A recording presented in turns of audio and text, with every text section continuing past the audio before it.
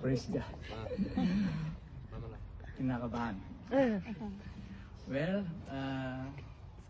Kevin and Diane, congratulations sa inyong kasal. Ngayong oras na ito, lagi niyo tatandaan, ang pag-ibig ay laging niyong gabanggitin sa inyong mga labi.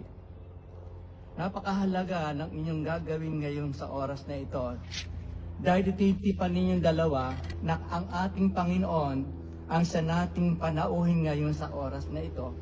Na bawat babanggitin ninyo ng promise kanginang binanggit nyo kanina, dapat ninyong panghawakang mabuti. Darating ang araw, darating yung panahon na kayong dalawa mayroong konting tampuhan. Pero kinakailangan sa isang nagmamahalan tulad yung dalawa, laging kinakailangan kayo nagkakaisa, nagkakasundo, at nagpapatawad sa bawat isa. Efeso chapter 4 verse 26, ang sabi doon, huwag mong hahayaan lubugan ng araw ang galit.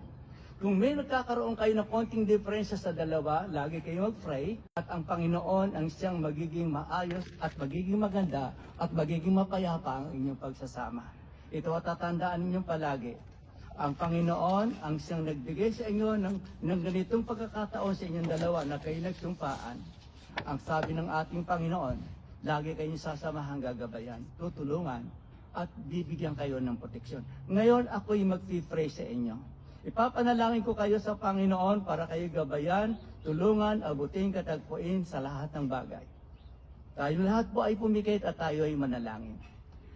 Mga kapangyarihang Diyos, kami po ay nagpapasalamat sa oras na ito na alam po namin, Panginoon, kayo po ang aming panauhoy na nagbigay kay Kevin, Panginoon, at kay Dayan sa pagsasamang ito.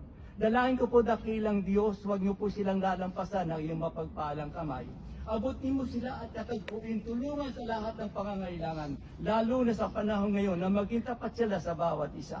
Lord, dinadalain ko po, Panginoon, sa kanilang tatahakin, Panginoon, bilang kapamilya, bilang sila, Panginoon Diyos, ay magsasama sa habang panahon. Dalain ko po, Panginoon, ang iyong pangunguna, ang iyong paghahari sa amin. Kayo lamang ang makapagbibigay sa kanila ng proteksyon sa lahat ng kanilang gagawing desisyon, lalo na sa panahon na mayroong kinakarat silang mga pagsubok at problema sa buhay, na tanging kayo lamang ang solusyon para maging maayos ang lahat ng ito. Dinadalain ko, Panginoon Diyos, ang lahat ng ito sa iyong pangalan ng aming Panginoong Hesukristo, at maging ang mga ninong at ninang, Panginoon, ay aking tinataas, pinapanalangin na pagpalain mo po sila bilang pangalawang mga magulang, na kayo po, Panginoon Diyos, ang tumawag, pumili sa kanila para sila subaybayan sa kailang pagsasama. Gayon din po, O Diyos, sa mga naririto, itinataas ko rin sila sa iyo, Panginoon, at ipinapanalangin, nawa, Panginoon, maranasan namin ang blessing at pagpapala, maging ang mga magulang ng bawat isa, Panginoon, ay akin ring itinataas, Panginoon.